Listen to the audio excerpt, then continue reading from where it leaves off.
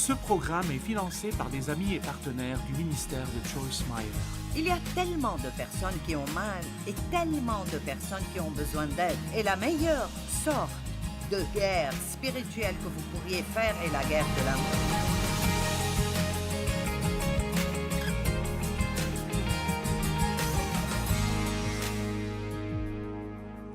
Et Dieu teste notre fidélité. Il commence par nous donner quelque chose de petit, et si nous sommes fidèles et nous l'utilisons bien, alors il nous promouvra et nous serons testés de nouveau sur ce niveau-là. Je peux regarder mon ministère les 2 premières années. J'ai enseigné une étude biblique. 25 personnes au salon chez moi chaque mardi soir. 2 ans et demi. J'ai abandonné mon travail pour étudier. Chaque mois, il nous fallait un miracle juste pour payer nos factures. J'achetais des chaussures pour mes enfants à des vides-greniers. Et nous sommes passés par des années très difficiles. Et puis, quelqu'un m'a demandé d'enseigner une autre étude biblique chez eux. Et donc, pendant 3 ans, j'ai enseigné 2 études bibliques. Donc, les 5 premières années de mon ministère, j'enseignais juste ces études bibliques. Et j'étudiais 6-7 heures pour chaque message que je donnais, alors parce que je ne savais rien. Je savais juste que j'étais une épave et que Jésus m'aimait et j'apprenais et j'essayais juste avec tout le monde pour voir si ça marcherait avec eux, tout comme avec moi. Vous savez, pour être honnête, je pouvais prêcher alors comme je le fais aujourd'hui et je ne comprenais pas pourquoi Dieu me laissait coincé avec ce petit nombre de personnes. Mais je me souviens que je regardais d'autres prédicateurs à la télé en pensant « Je pourrais prêcher beaucoup mieux que toi ». D'accord, c'est pour cela que j'étais toujours au salon chez moi. Ce n'était pas à cause de ce que je pouvais faire, c'était à cause d'une mauvaise attitude dont je devais me débarrasser.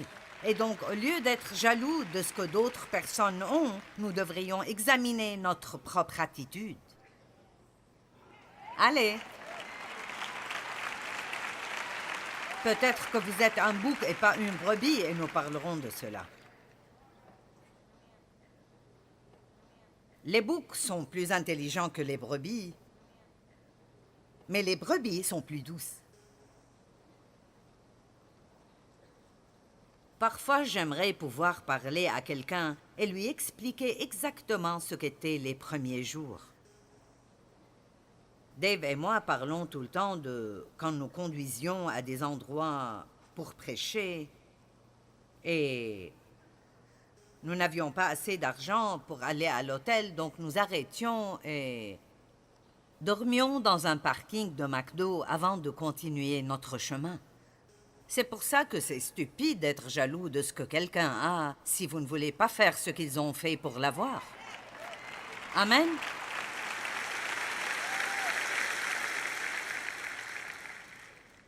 Donc, longtemps après, le maître de ses serviteurs revint et leur fit rendre compte. J'aime cela. Il revient pour les faire rendre compte. Celui qui avait reçu les 5 talents s'approcha en apportant 5 autres talents et il dit « Tu m'as remis 5 talents, voici j'en ai gagné 5 autres. » C'est dans Matthieu 25, 21. Son maître lui dit « C'est bien, bon et fidèle serviteur. Tu as été fidèle en peu de choses, je te confierai beaucoup. Mais voici la partie la plus belle. Entre dans la joie de ton maître. » Vous voyez, c'est beaucoup plus important que le fait qu'il a reçu des récompenses naturelles. Entre dans la joie de ton maître. Le deuxième homme, avec les 2 talents, exactement la même chose. C'est bien, bon et fidèle serviteur. Tu as été fidèle en peu de choses, je te confierai beaucoup. Entre dans la joie de ton maître. Vous savez, vraiment, ce que nous voulons est d'être heureux. Tout le monde qui fait du shopping aujourd'hui essaie juste d'acheter un peu de joie. Vraiment. Et nous serons heureux que si nous faisons ce que Dieu nous a donné de faire aussi bien que nous le pouvons et de ne pas nous occuper de tout le reste du monde. Amen. Certaines des filles célibataires ici voudraient être mariées. Certaines des dames mariées voudraient être célibataires. Être marié a des bénéfices, mais être célibataire a des bénéfices. Si vous êtes célibataire et vous voulez acheter tout ce qui est sur la table des ressources, vous n'avez pas besoin d'obtenir une permission pour le faire. Vous pouvez faire tout ce que vous voulez, donc ce n'est pas aussi mal que vous le pensez. Allez. Longtemps après, le maître est revenu. C'était la même chose pour les 10 vierges. Longtemps après. Le maître est revenu. Et notre responsabilité est de juste continuer à faire ce qui est bon encore et encore jusqu'à ce qu'il vienne enfin.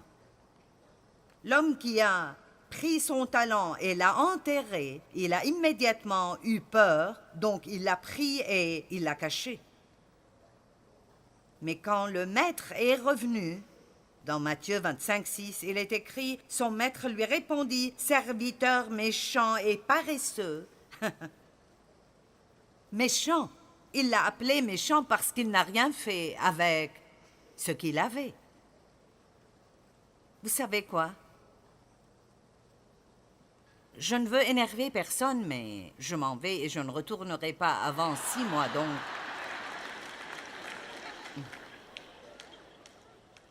Si tout ce que vous faites est de venir à l'église 2 fois par mois,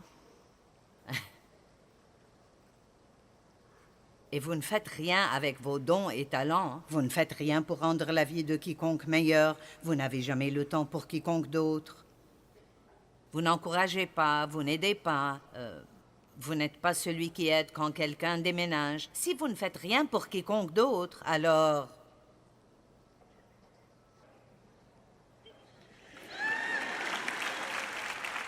Devrais-je vous dire ce que Jésus a dit à cet homme? Méchant et paresseux. Et vous savez quoi? Vous ne serez pas heureux. Beaucoup de personnes se demandent pourquoi ils ne sont pas heureux. Je me demande comment tellement de chrétiens peuvent être aussi misérables. Mais je sais parce que Dieu a dû me l'enseigner. Il a dit, tu es misérable parce que tu es égoïste. Ce qui importe pour toi est Joyce Meyer. Et avant que tu sortes Joyce Meyer de ta pensée et que tu commences à faire attention à ce que tu peux faire pour d'autres personnes pour les rendre heureuses, la seule façon pour vous d'être heureux est de rendre les autres heureux. Vous devez comprendre cela rapidement parce que j'ai pris trop de temps pour la première moitié et... Il dit, eh bien,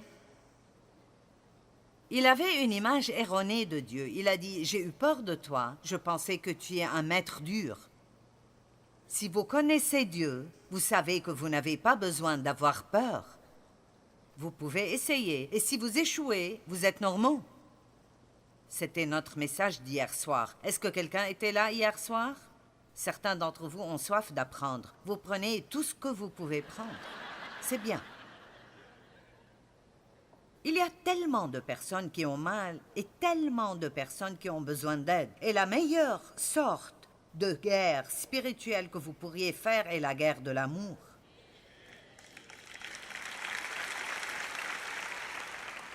Deux des choses les plus importantes dont la Bible parle sont la foi et l'amour. Fortifiez-vous dans la foi et marchez dans l'amour. Et dans le psaume 37, il dit que vous ne devez pas vous inquiéter concernant tout le mal dans le monde. Et dans le verset 3, il dit « Confie-toi en l'Éternel et pratique le bien ». Et si vous vous concentrez sur cela, vous aurez une belle vie. Vous n'avez pas besoin de vous inquiéter concernant tout ce qui arrive dans le monde, ni d'être jaloux de ce que d'autres personnes ont. Vous n'avez pas besoin de vous emporter concernant si vous êtes marié ou célibataire. Vous avez juste besoin de vous lever chaque jour, de vous confier en Dieu et de pratiquer le bien. Allez, c'est la base de la chrétienté, niveau facile. Joyce, qu'est-ce qui ne va pas dans ma vie? Quoi que je fasse, je ne suis pas content. Qu'est-ce qui ne va pas? Comment puis-je être content? Eh bien, Arrêtez de penser à vous-même et commencez à voir ce que vous pouvez faire pour d'autres personnes. Des brebis et des boucs.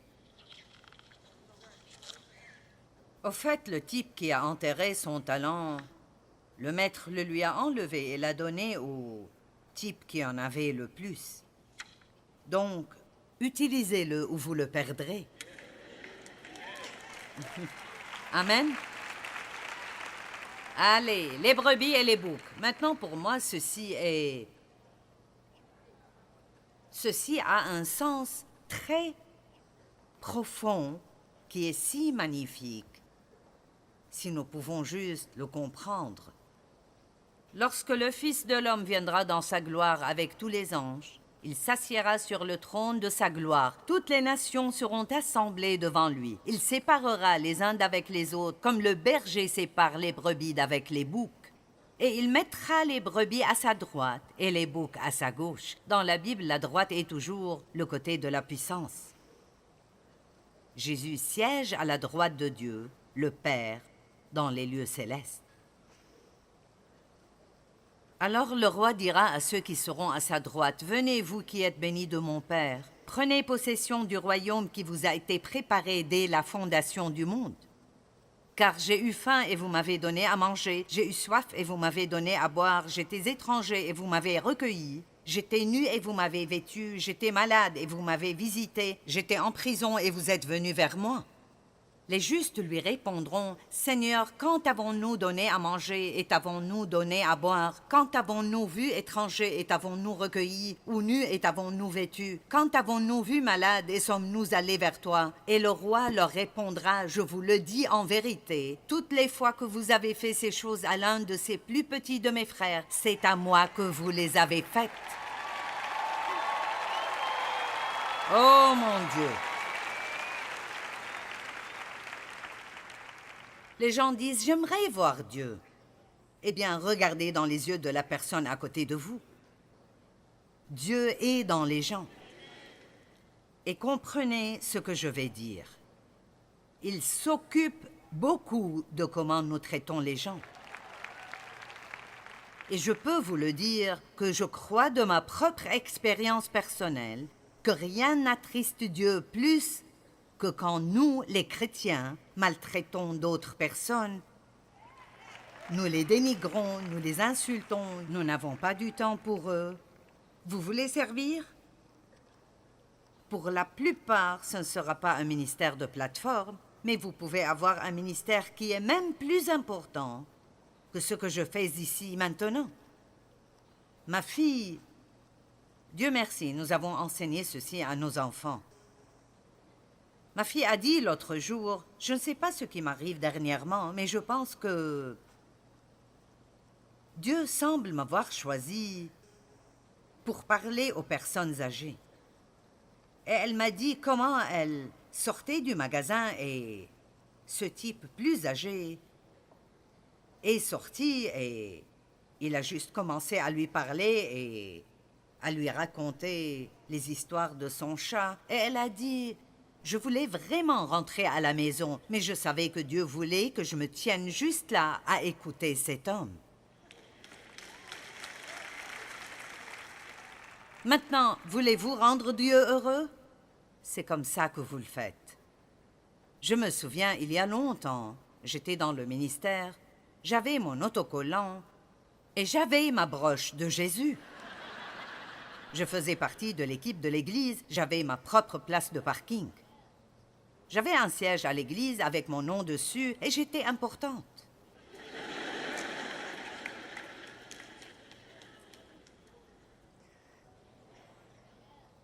Je connaissais les bonnes personnes.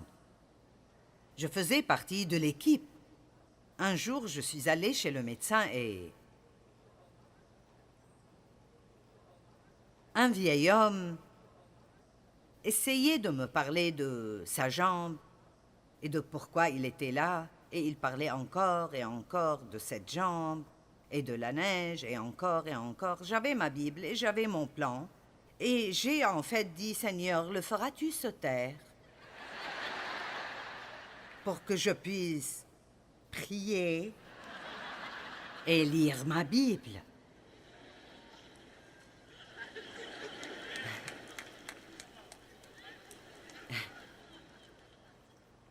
Je voulais être tranquille et religieuse. Oh, combien j'aurais semblé être religieuse chez ce médecin à lire ma Bible et à être spirituelle. Le Seigneur m'a dit, réponds-moi, si c'était Billy Graham, prendrais-tu le temps de l'écouter?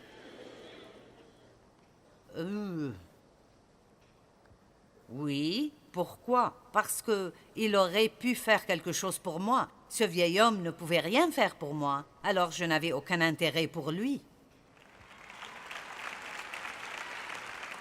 C'est comme ça que j'ai appris durement.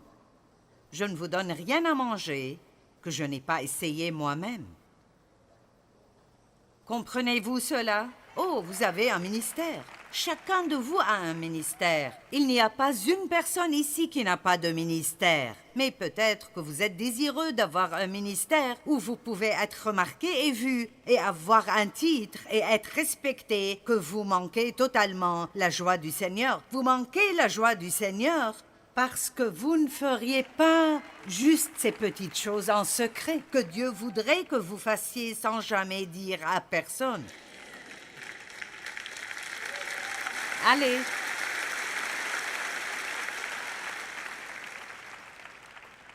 Oh, je crois que ces choses que nous faisons sont certaines des plus importantes. Ensuite, il retourne cela, et je ne vais pas vous lire en entier, mais il dit...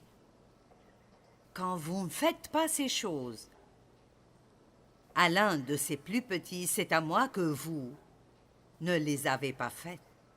Donc, il me semble que Dieu prend très personnellement comment nous traitons les gens. Et si vous sortez juste d'ici aujourd'hui et vous passez le reste de votre vie à faire confiance à Dieu et à faire le bien, pas pour gagner le salut, nous ne faisons pas le bien pour gagner quoi que ce soit de Dieu. Nous voulons faire le bien à cause de ce qu'il a fait pour nous.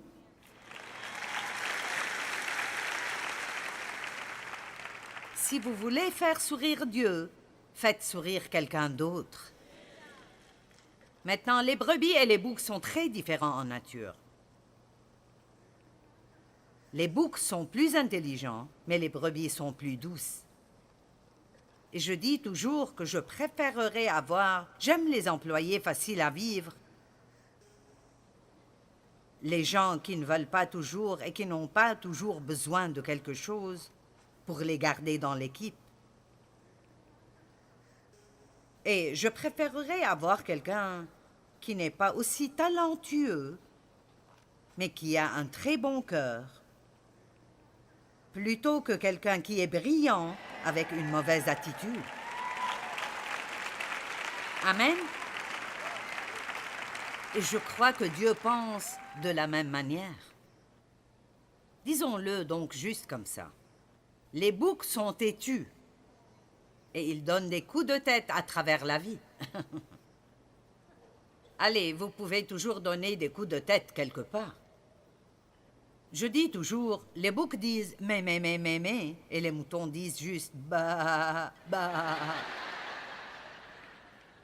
Et si nous prenions la décision aujourd'hui de nous donner à juste faire plus de bonnes œuvres, pas pour recevoir quelque chose de Dieu. Il nous a déjà donné tout ce qu'il peut nous donner. Nous n'avons besoin de rien. Je ne fais pas ce que je fais pour que Dieu me donne quoi que ce soit. Je veux lui donner quelque chose en retour.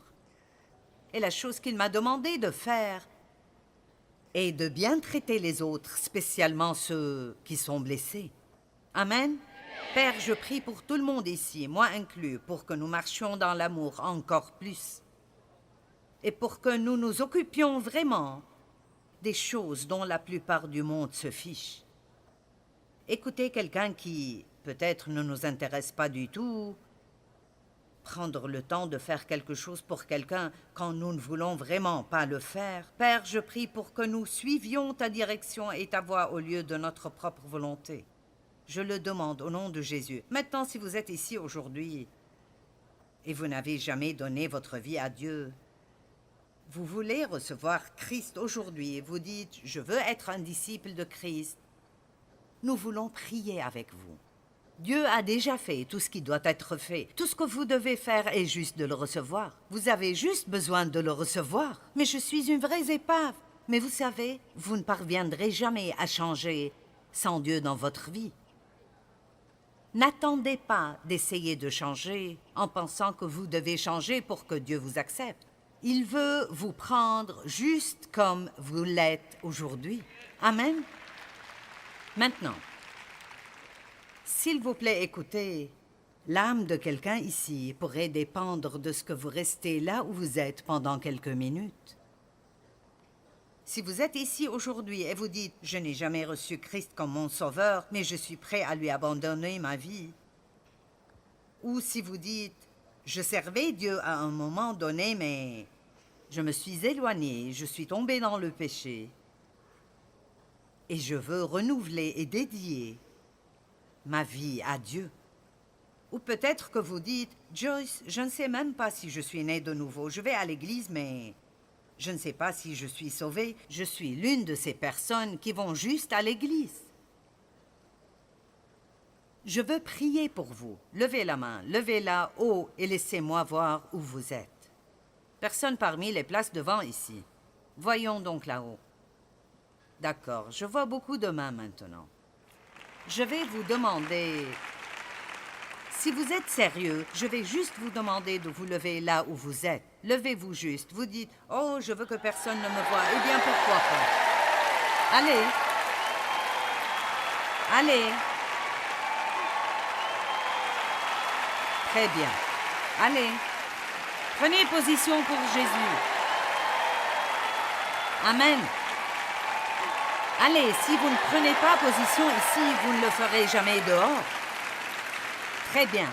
Restez debout. C'est bien pour vous. Ce sera peut-être difficile, mais c'est si bien pour vous. Tellement de personnes dans les alcôves. Maintenant, prions tous cette prière avec eux.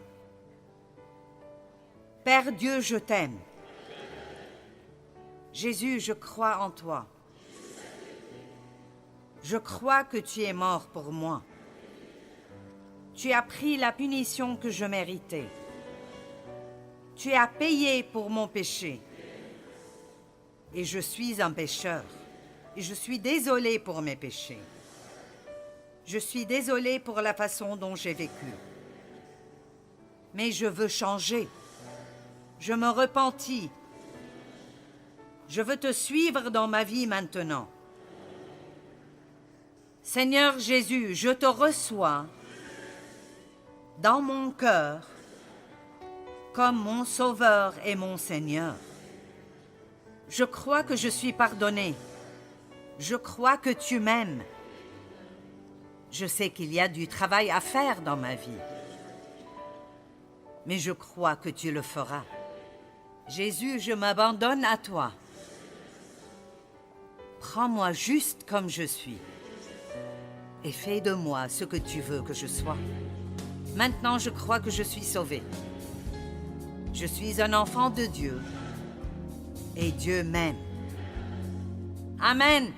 Allez, donnez gloire à Dieu.